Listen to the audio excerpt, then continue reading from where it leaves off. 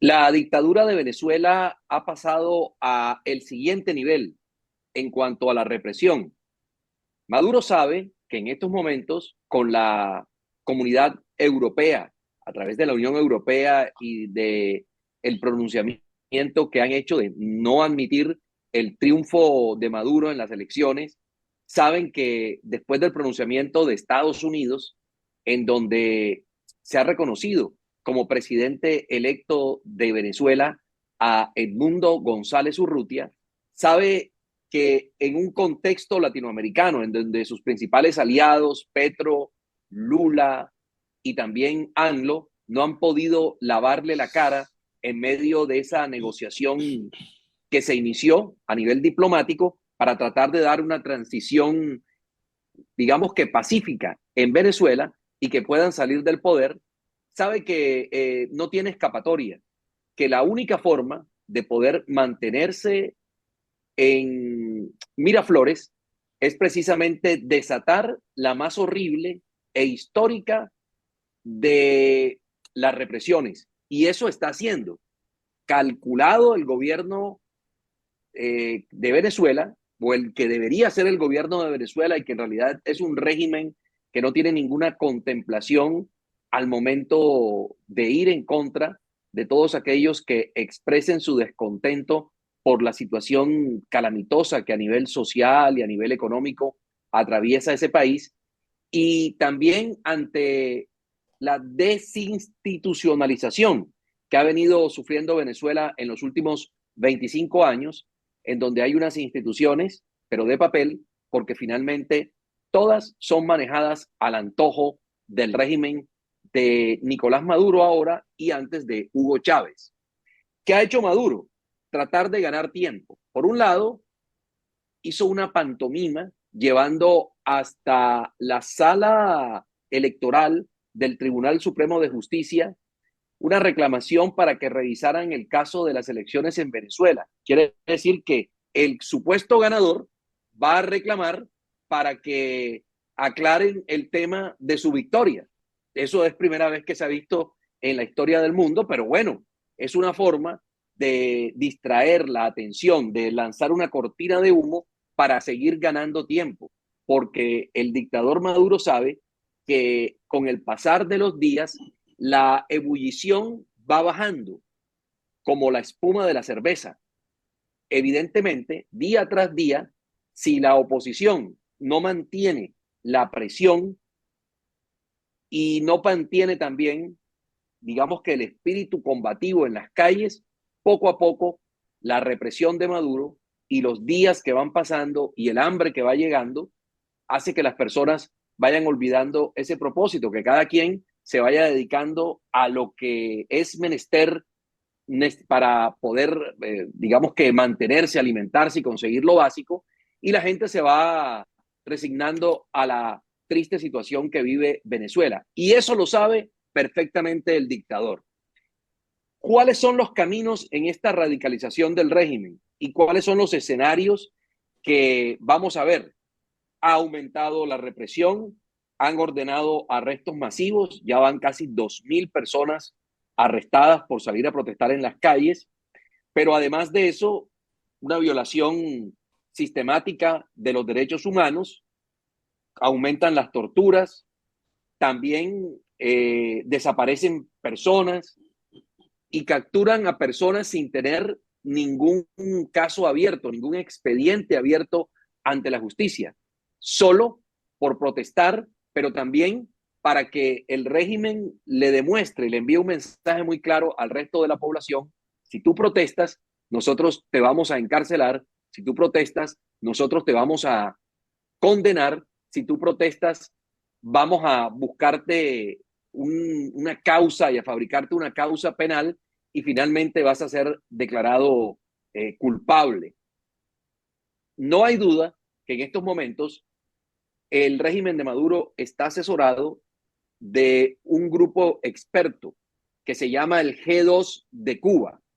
No por coincidencia, en La Habana y en las principales ciudades de Cuba, el régimen, primero de los Castro y ahora de Díaz Canel, que es como un esbirro de los Castros, no ha permitido levantamientos populares. Usted ve que en Cuba hay un grupo de personas que sale en medio de la hambruna y en medio de la situación que viven los habitantes de la isla en el día a día, de la escasez y de la situación económica que ha llevado también a una diáspora muy grande, que cada vez que alguien intenta o un grupo intenta expresarse popularmente, es reprimido por el G2 cubano, que infiltra, que llega, que encarcela, que tortura, que condena, que desaparece.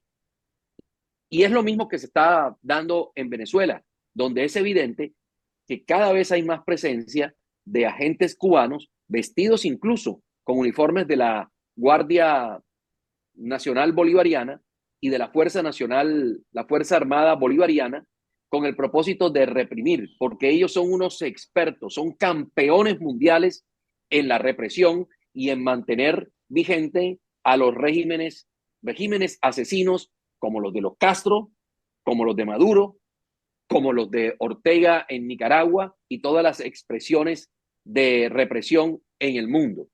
También vimos una imagen en una ciudad de Venezuela en donde había unos militares uniformados que portaban unas insignias del grupo Wagner de Rusia, que es un grupo especializado, es un grupo de mercenarios que han venido trabajando en varios conflictos en el mundo. Entonces Maduro sabe que todos los días está acorralado y sabe muy bien que hay una parte de la Fuerza Armada Nacional Bolivariana que no le está caminando a él y que para tratar de compensar ese déficit de fuerzas que de alguna forma no está disparando contra los civiles y no está tan de acuerdo con sus directrices, entonces se apoya en tres agrupaciones que son agrupaciones de asesinos. El G2 de Cuba, el grupo Wagner, que es un grupo, ya le dije, mercenario ruso, y los colectivos chavistas, que son unas hordas de salvajes armados hasta los dientes, dotados de motocicletas y residentes en los sectores populares de las diferentes ciudades del país, que hacen la labor que en un momento determinado a la fuerza pública le queda mal hacer. Violan derechos humanos, torturan, asesinan, disparan, bloquean, queman, irrumpen en viviendas de la oposición y también asaltan los comandos de la oposición.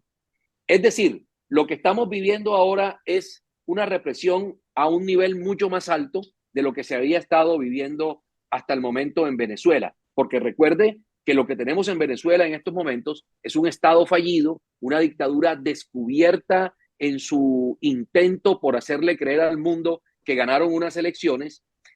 Y lo peor de todo es que esta situación puede terminar desencadenando una guerra civil de proporciones inimaginables y llevar a Venezuela hasta el punto de convertirla en un estado fallido como lo es hoy Haití o como lo es hoy Siria. Recuerden que el presidente de Siria, Bashar al-Assad, se resistió a caer en medio de la llamada primavera árabe, que se inició por allá como en el año 2011 y donde cayeron varios mandatarios del mundo, mandatarios de esa zona del mundo, pero él se resistió a caer. Pero esa decisión de Bashar al-Assad le ha costado sangre, sudor y lágrimas al pueblo sirio. Hoy se cuentan entre 90.000 y 115.000 los militares muertos en combate y la guerra continúa. Siria está completamente destrozada. Es un país, es una nación que no tiene ningún futuro, pero tiene ahí a Bashar al-Assad. Lo mismo está pasando en Venezuela, o lo mismo podría pasar en Venezuela. Ojalá no pase esto, ojalá nos estemos equivocando, ojalá esto no suceda. ¿Por qué? Hombre, por la sencilla razón que los primeros afectados, además del pueblo venezolano, seremos nosotros los colombianos. No hay lugar a dudas que si se desata una guerra civil en Venezuela de grandes proporciones, también habrá una diáspora de grandes proporciones y esa diáspora tomará con rumbo a Colombia y nos inundarán nuevamente las calles los venezolanos huyéndole a ese posible escenario de una guerra civil en Venezuela. Pero además de eso, hay que decir que hoy Maduro es un dictador aislado, así como Bashar al-Assad. Hoy Maduro no puede salir de Venezuela, no puede salir ni siquiera de Caracas, de Miraflores. Él teme por su seguridad. Y no solamente estoy hablando por la oposición, que la oposición ha sido democrática, que la oposición lo que ha mostrado es discursos y nunca atentar contra el presidente, supuesto presidente de Venezuela, Nicolás Maduro. Aquí el tema pasa es porque es evidente que hay muchas fuerzas en contra de Maduro, fuerzas dentro de la misma milicia, porque el general Padrino López, que es uno de los miembros del Cartel de los Soles, por supuesto, está plegado a la dictadura de Maduro por conveniencia, pero hay muchos militares que no. Y recuerde que sobre la dictadura de Maduro, sobre la cabeza de Maduro, pesa una recompensa de 15 millones de dólares, que en cualquier momento la podría subir el Departamento de Estado de los Estados Unidos, el Departamento de Justicia, y sería bastante atractiva para cualquier grupo de mercenarios que quiera cobrar esa recompensa. Lo cierto es que hoy Venezuela vive el peor de los escenarios, pero podría lo actual todavía volverse más malo. Es decir, Venezuela está en un escenario muy difícil, pero podría pasar a un escenario peor si se obstina el dictador Maduro en no reconocer su derrota y en no aceptar los caminos diplomáticos. De momento, yo no veo una salida fácil. Recuerde usted que el gobierno de Colombia, en el informe que leíamos la semana pasada del diario El Tiempo, había dado una semana para que se tomaran decisiones, pero yo no veo al régimen en estos momentos cediendo y diciendo nos vamos a ir. A ellos les importa un pito las sanciones, las han vivido durante todo este tiempo. A ellos les importa un pito que Estados Unidos no lo reconozca. Igual ya reconocieron en su momento a Juan Guaidó 50 países del mundo, entre ellos los Estados Unidos y la Unión Europea, de manera tal que no, para ellos no es raro este panorama, no es un panorama inédito. Ellos lo han vivido y hoy la respuesta de la dictadura de Maduro es más represión. Maduro se metió ya con Twitter y Caso Social, que ahora se llama X. Maduro se metió con TikTok. Maduro se metió con Instagram y ahora Maduro se metió con WhatsApp. Esto dijo el dictador Maduro sobre WhatsApp. Es decir, Maduro está tratando de vender el sofá para evitar la infidelidad. Yo voy a romper relaciones con WhatsApp.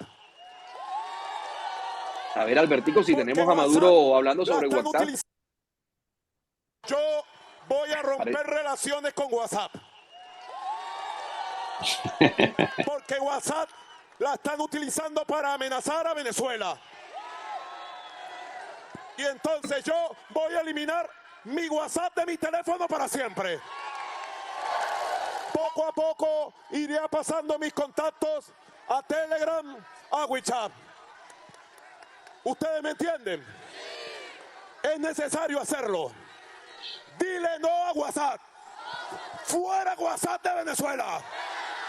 Porque ahí los criminales amenazan a la juventud, a los líderes populares.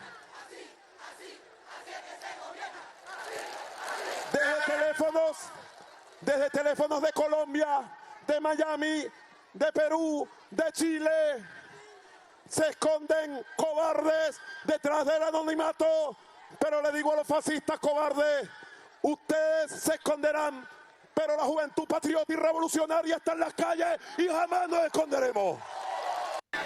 Y a uno supone que el nivel que viene pa'l carajo, es que Maduro WhatsApp bloquee todas las aplicaciones.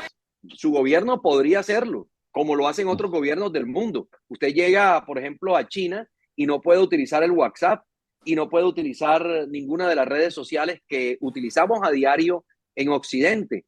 Tiene que bajar un VPN o un WeChat, que es la aplicación con la que ellos se comunican en cuanto a mensajería instantánea. Entonces, creo que lo que vendría sería que Maduro le bloquee todas estas aplicaciones y el paso siguiente será mandar a la Fuerza Nacional Bolivariana, a la Fuerza Armada Nacional Bolivariana, para que le quite los celulares a la gente. Porque mientras haya celulares, mientras haya un equipo con el cual las personas se puedan comunicar, se van a seguir comunicando, se van a seguir organizando. Pero lo que busca el dictador es precisamente eso, el ganar tiempo, generar ciertos conflictos que distraigan a la gente del foco central. Y el foco central es que se robaron las elecciones en Venezuela y que va a fracasar Lula, Petro y también va a fracasar ANLO en esta lavada de cara que quieren hacerle a la dictadura de Venezuela. Sí, señor. Siguen entonces las cantinfladas desde la dictadura, esta vez de Maduro, en donde desde los tiempos del pajarito, el pajarito que le hablaba en nombre de Chávez y demás, con el espíritu de Chávez, ahora pasamos al tema del WhatsApp. WhatsApp, dice él no llama WhatsApp, sino WhatsApp. Y de verdad que llama la atención, resulta insólito que haya mucha gente que todavía le cree o aviva ahí porque participan de todos los negocios y quisiera creer que es que les va bien a todos y que no es por física ignorancia que se dejan llevar a una plaza pública a escuchar tanta estupidez junta, tanta cantinflada. ¿Será por una bolsita de arroz, por media de lenteja y por un poquito de manteca, como dicen allá en Cartagena? Es lamentable que un pueblo llegue a estos niveles de miserableza y que le toque soportar todo esto. Nosotros creemos particularmente que es el momento de Venezuela, ahora que esta llama está encendida, porque esta llama de María Corina Machado, Edmundo González, que no es él el que aviva la llama, porque él está bastante lejos de tener energías. Él lo tienen allí sentado y él ve el espectáculo y escucha los discursos. Y su hoja de vida ha sido la ideal para presentársela a los venezolanos. Pero es María Corina Machado la que tiene encendida esta llama que yo no la llamaría tanto de oposición, porque cuando uno habla de oposición, entonces ya divide el país entre buenos y malos, entre los que están con el régimen y los que no están. Es el recuperar la democracia, este movimiento para recuperar la democracia en Venezuela. Y si dejan apagar esta llamita, este momento histórico, va a ser difícil que el país se vuelva a recuperar. Fíjense lo que ha pasado con Cuba. Ya en Cuba han muerto generaciones. De pronto los que tenían esa fogosidad al comienzo fueron envejeciendo y con estos golpes de estos grupos que son grupos paramilitares, es decir, tienen montadas las Fuerzas Armadas, el aparato policial del país, pero aparte tienen un grupo de bandidos que son los que se encargan de hacer el juego sucio, el trabajo sucio, y llegan en nombre del régimen a aquietar a todo aquel que se esté alzando contra el mismo. Entonces en Cuba ya pasó y me imagino que ya las generaciones que vinieron fueron entrenadas por los padres, por los abuelos. Vea, mi hijo, es mejor quedarse quieto, haga usted la fila ahí, que le den el poquito de arroz, el poquito de manteca, quédese quieto. Si le dicen que se va para la plaza a aplaudir, vaya y aplaude y se viene. Y allí han venido dándose unas generaciones de sumisos. De pronto uno que otro rebelde que surge en el camino y lo aquietan rápidamente. Y eso es lo que ha sucedido en Cuba. Dios libre a Venezuela, Dios libre a Colombia de que se nos acaben estas generaciones de gente que está defendiendo de pie la democracia y así tenemos que defenderla nosotros ahora que la tenemos. No esperemos perder la democracia a propósito de esos ruidos que hay en el Congreso de petristas que andan día y noche obsesionados con el tema de reelección y que deberían dedicarse a trabajar en pro realmente de iniciativas que vayan en beneficio de todo el país y no de un proyecto político malintencionado para atornillarse en el tiempo. Y los malos ejemplos y los vicios y todas las consecuencias las estamos viendo en Venezuela. No esperemos nosotros estar sufriendo en carne propia eso para luego lamentarnos. Entonces, ojalá por el bien de Venezuela, por el bien de la democracia latinoamericana, este momento de efervescencia y calor de María Corina Machado, hoy que ella tiene las fuerzas, hoy que tiene el respaldo de la gente, sea aprovechado para restablecer la democracia en Venezuela, que los países del mundo que han respaldado al Mundo González, los resultados que favorecen al Mundo González, hagan respetar esos resultados. Que no esperemos ahora que en pocos días ya han advertido algunos mandatarios, algunas figuras internacionales, entre ellas el expresidente colombiano Iván Duque, que ojo que podrían salir desde la dictadura con uno de sus mandaderos a decir, en este caso el fiscal, que las elecciones fueron anuladas. Es otra estrategia a la que pueden recurrir para seguir atornillados al poder en Venezuela, y lamentablemente los días van pasando y hay un desgaste. Yo veía como un padre de familia narraba desde Venezuela, desde Caracas concretamente, que después de uno de estos eventos, de una de estas marchas de respaldo a María Corina Machado y Edmundo González en la defensa de los resultados que han sido robados por la dictadura, cuando regresaba con su hija a buscar el carro en el sitio donde lo habían dejado estacionado después de la marcha, fueron perseguidos por un grupo de bandidos estos de los colectivos chavistas, y ante la mirada complaciente de miembros también de la Fuerza Armada Bolivariana. Es decir, trabajan en llave, hay una violación de los derechos humanos. Dice que logró meter a su hija en un edificio y él huyó hacia otro lado, se escondió por allá en unos jardines hasta que pasó el momento, lanzaron gases lacrimógenos, hubo balas, dice que de milagro están vivos, y que luego para la marcha convocada por María Corina Machado el día sábado, la hija se agarró de él, lo abrazó y le dijo, papá, por favor no vayas. Cuente cuántos padres más, los hijos, la esposa le van a decir, no insistan, no vayas, mejor vámonos del país.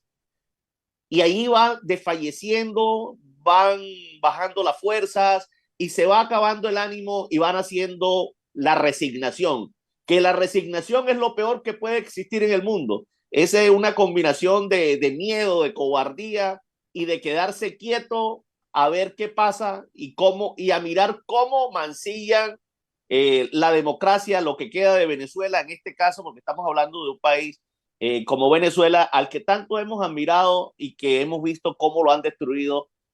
En solo 25 años acabaron con tantos años de prosperidad en el vecino país de Venezuela. Así que ojalá esta noche mi mensaje es que esta llama que ha encendido María Corina Machado, porque ya esa llamita venía apagándose con Capriles, con Leopoldo López, con tantos golpes que han recibido y demás, los habían sacado, los habían descarrilado y estaban bajando ya al perfil.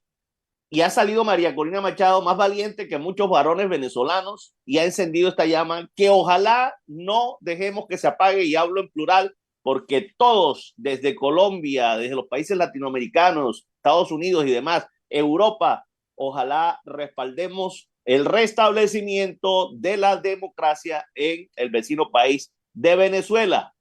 Ojalá por el bien de los amigos venezolanos y que muchos que aspiraban a regresar a su patria puedan retornar y buscar nuevos horizontes en su propio país. Muchos lloran todos los días al final de una jornada en Colombia o en cualquier rincón del mundo, anhelando algún día regresar a reunirse con sus hijos, con su esposa, con sus familiares. Ya muchos no pudieron regresar, sus padres de pronto murieron y no pudieron estar en esos momentos. Entonces, son dramas que se viven, y dramas como el que vivió esta familia el fin de semana, perseguida por estos grupos de criminales patrocinados, financiados por esta terrible y sanguinaria dictadura del chavismo.